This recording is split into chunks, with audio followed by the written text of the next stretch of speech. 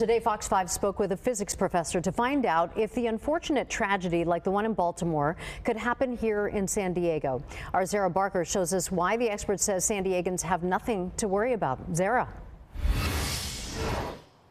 Yeah, Maria, this was such a devastating incident that happened just days ago, and it's raising a lot of questions even here at home. Well, I had a chance to talk with a local expert, a professor at University of San Diego, who broke down some of the similarities and differences between the Francis Scott Key Bridge in Baltimore and our iconic Coronado Bridge here behind me.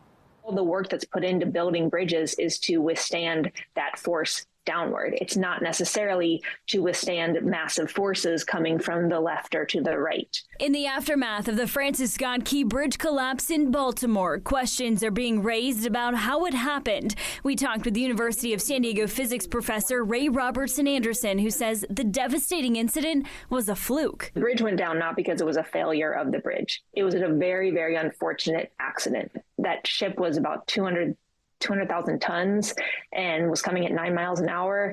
That's basically the force that hit the bridge was about equivalent to, like 1 million pounds. No bridge that was built, could really withstand that. While a bridge likely couldn't withstand that force, Robertson Anderson says the most notable bridge in the San Diego region, the Coronado Bay Bridge, was built differently and likely wouldn't have the same result. The Coronado Bridge is a girder bridge. You have a lot more pillars holding up the bridge, but each section in between those pillars is a little more independent from the other ones.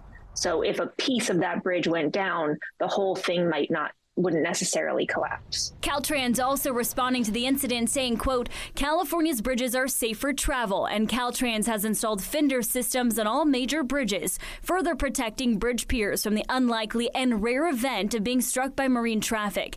Caltrans will review the incident in Maryland and address any findings that will help increase bridge safety in the future. And it's also important to note the difference in clearances between the two bridges, as the Francis Scott Key Bridge in Baltimore has a much lower clearance than the Coronado Bay Bridge behind me, which has about 175 feet up to 200 feet of clearance. A big notable difference between the two, and the expert says we really have nothing to be concerned about here in Coronado. Reporting live in Coronado, Zara Barker, Fox 5 News.